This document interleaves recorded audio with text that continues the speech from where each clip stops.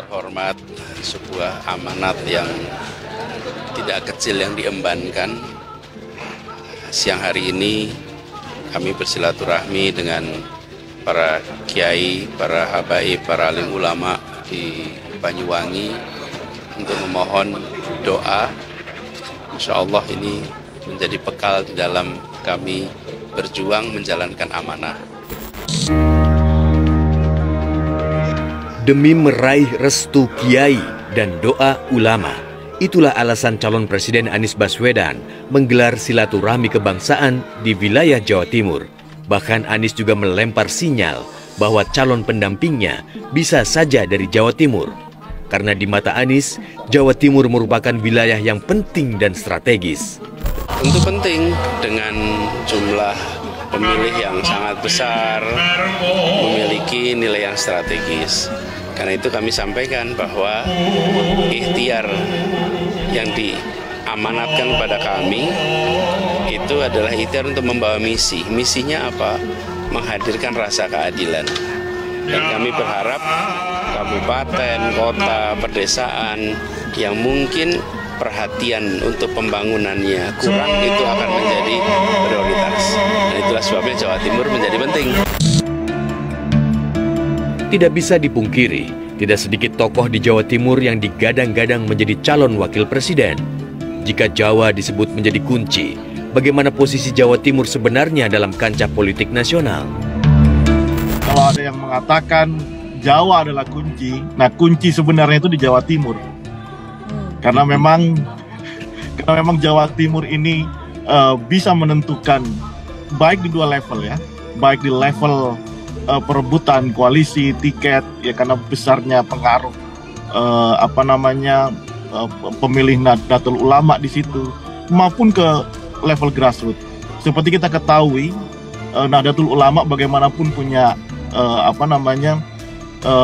sarana politik ya. Kalau dalam partai politik kita melihat ada PKB di situ, kemudian ada P3, belum lagi tokoh-tokohnya yang hilir mudik kita ketahui ya.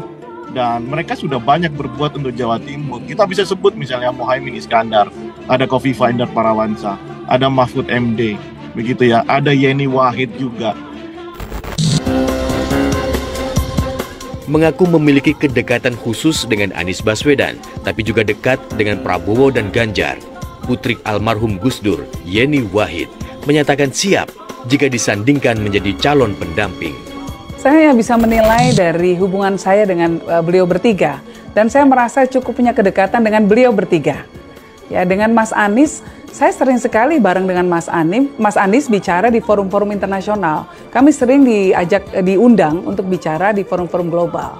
Yang kedua, Mas Anies juga ketika saya pulang dari mengambil master saya di Amerika, Mas Anies kebetulan rektor Paramadina, beliau menarik saya untuk menjadi dosen di Paramadina. Jadi proses pertemanan kita itu sudah cukup panjang dan saya cukup mengenal gagasan-gagasan Mas Anies tentang keindonesiaan, tentang keislaman dan lain sebagainya. Saya cukup punya kedekatan di sana. Kalau Mas Ganjar itu kalau orang Jawa tuh bilang bolo dewe, teman sendiri. Kenapa? Karena teman-teman Mas Ganjar teman-teman saya juga, teman-teman suami saya juga yang lulusan UGM. Nah, selain itu Mas Ganjar adalah berasal dari kelompok nasionalis. Nah, bagaimanapun kader-kader Gus Dur, anak ideologis Gus Dur pasti punya nasionalisme yang kuat. Nah, sementara Pak Prabowo itu pernah jadi besan politiknya Gus Dur karena kader beliau itu menikahi saya, walaupun sekarang sudah pindah partai ya di PSI sekarang. Tapi dulu ketika masih di Gerindra, suami saya kan kadernya Pak Prabowo, dan saya harus berterima kasih kepada Pak Prabowo karena gara-gara berkampanye untuk Pak Prabowo tahun 2009, saya ketemu suami saya. Nah, jadi ada hubungan khusus banget kan? Jadi kalau namanya kedekatan, semuanya dekat. Semuanya bisa berkomunikasi dengan lancar. Di luar nama Yeni Wahid, bursa calon pendamping Anies Baswedan ada beberapa nama yang mencuat. Di antaranya Agus Harimurti Yudhoyono, Susi Pujiastuti, Muhaimin Iskandar, dan Mahfud MD, serta tokoh-tokoh lainnya. Jadi siapakah pendamping yang akan dipilih Anies? Yang jelas, Koalisi Perubahan untuk Persatuan sudah menyerahkannya kepada Anies dan nanti di hari baik, Anies akan memilih yang terbaik. Satu, dia bisa membantu pemenangan. Tentu saja, bukan? Masa pasangan yang malah membuat kalah gitu? Iya kan? Ya kan, nomor satu dia bisa membantu pemenangan. Yang kedua, dia bisa membuat koalisi makin solid. Tiga, dia bisa membantu di dalam proses pemerintahan bila ditakdirkan menang. Keempat, dia punya visi yang sama. Jangan sampai visinya beda, nanti rutenya beda. Nah, itu semua programatik, itu semua teknokratik. Yang kelima adalah lebih pada kepribadian. Apa? Chemistry-nya baik. Boleh kan punya chemistry yang baik sehingga bisa jadi duit tunggal, bener ya kira-kira? Tapi saya rasa dalam perjalanannya kelihatannya ada kriteria nomor 0. Yang dulunya saya tidak memasukkan itu. Yaitu tak bermasalah. Iya. Tak bermasalah.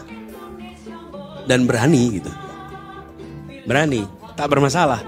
Karena kalau ada masalah mudah sekali kesandung sekarang ini. Nah, siapa namanya? Ya. Nah, ini dia. Mudah-mudahan beberapa waktu ke depan nanti bisa selesai. Tapi sekarang lagi dibahas. Kalau yang 5-nya kelihatannya mudah. Kelihatannya yang 0 ini yang lagi dicari supaya aman. Cari yang tidak bermasalah. Clue menarik.